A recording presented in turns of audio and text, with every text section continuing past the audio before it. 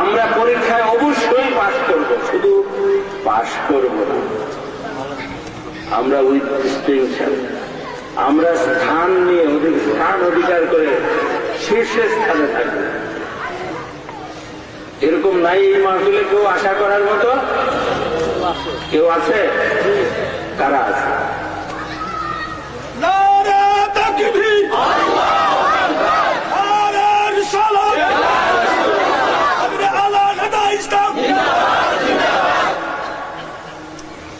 জান্নাতি কয়টা জান্নাত?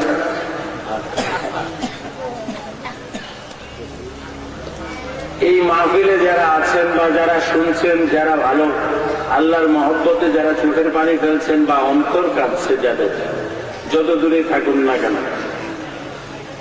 তাদের সবাই যদি প্রথম স্থানে চেষ্টা করে, আপনার যদি সহযোগিতা করার কেউ থাকে পরীক্ষার হলে,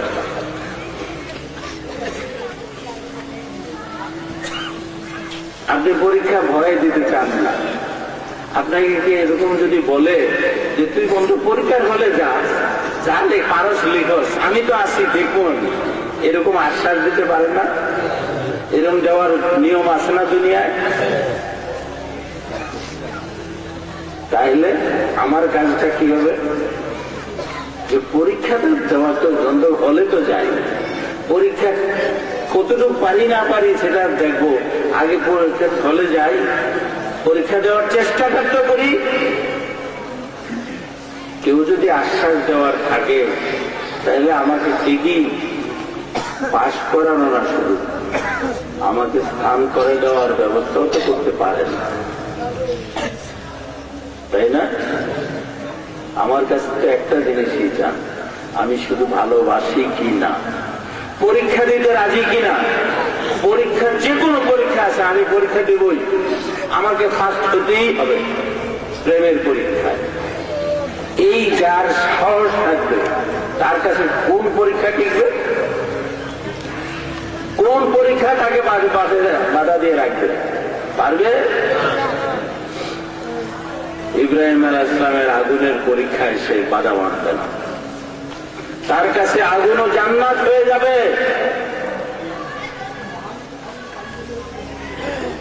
সামনে সমুদ্র, নীল দরিয়া, পথ নাই, প্রেম কি করে দেয়? পথ করে দেয় কিনা? মুসা আলাইহিস সালামের জন্য পথ হয়ে গেছিল কিনা? তার শত্রুদের ডুবাইছিল কিনা? তো আল্লাহ রক্ষা করতে চাইলে পারেন কিনা? সেখানে কি প্রয়োজন ছিল? প্রেম। প্রেম থাকলে কি হয়? কনফিডেন্স, কি বলে? আত্মবিশ্বাস থাকে যে কোনো বাধা মানব না, কোন বাধাই আমাকে শান্ত করতে পারবে না ইনশাআল্লাহ। আমি এমন প্রেমিক হব। আর দুনিয়ায় একটা ছেলে, একটা যুবক একটা মেয়ের জন্য পাগল হলে সে মা বাপ ভুলতে পারে, মা বাপের এতদিনের আদর স্নেহ মায়া মমতা সব ভুলে যেতে পারে, বংশ মর্যাদা ভুলে যেতে পারে, চুনকালি লাগা হলো সে তার প্রেমের কাছে চলে যেতে পারে। দুনিয়ার ক্ষণস্থায়ী একটা প্রেম যদি এতটা উন্মাদ করে দিতে পারে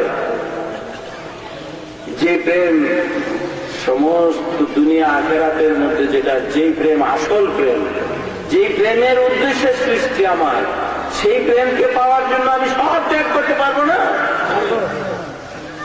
এ কেমন প্রেম?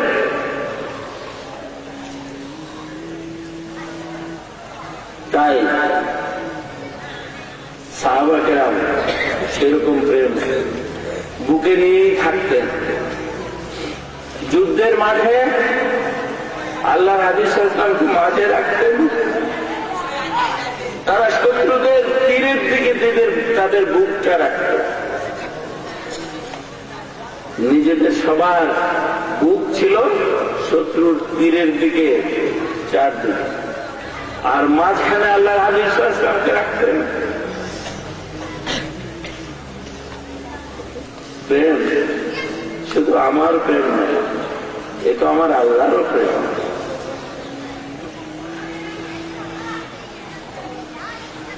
এতটুকু প্রাণের চেয়ে বেশি প্রিয় যে যদি তীর লাগে তো আমার বুকে আগে লাগবে, আমার প্রেমের বুকে যেন না লাগে।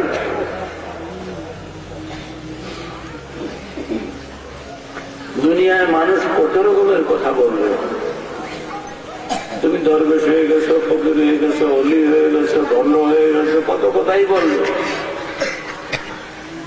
তুমি গরিব হয়ে গেছো, মিসকিন হয়ে গেছো, তোমার কিছুই নাই, সব তুচ্ছ করে দিলে। দুনিয়ায় কি কিছুই দরকার নাই?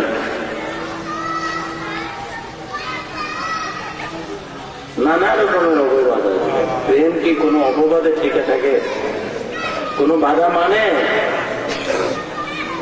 তাহলে আমার এই প্রেম হলো জীবনের, এই প্রেমই হলো সব। এই প্রেমের জন্য বাঁচা, এই প্রেমের জন্যই মরা, এই প্রেমের জন্যই জীবন। তাকে আমি কাছে পেতে চাই। মদিনায় না কোথায় আরশে, না আল্লাহর পাশে, আমি অত কিছু বুঝতে চাই না। আমি উভয়কে আমার এই সিনার মাঝে পেতে চাই।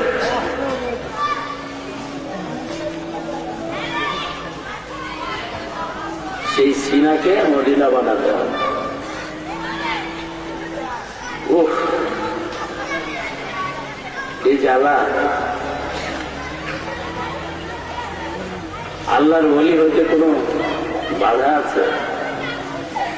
নিষেধ আছে যে এই মাহফিলে যারা আছে অমুক অমুক ওলি হইতে পারবে না, এমন কোন নিষেধ আছে?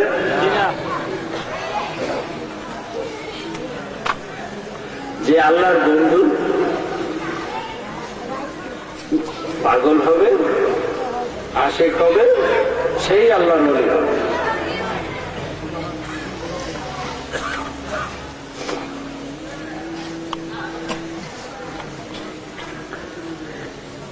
দুনিয়া কিন্তু পাগল হতে দিচ্ছে না, এইটাই সবচেয়ে বড় বাধা।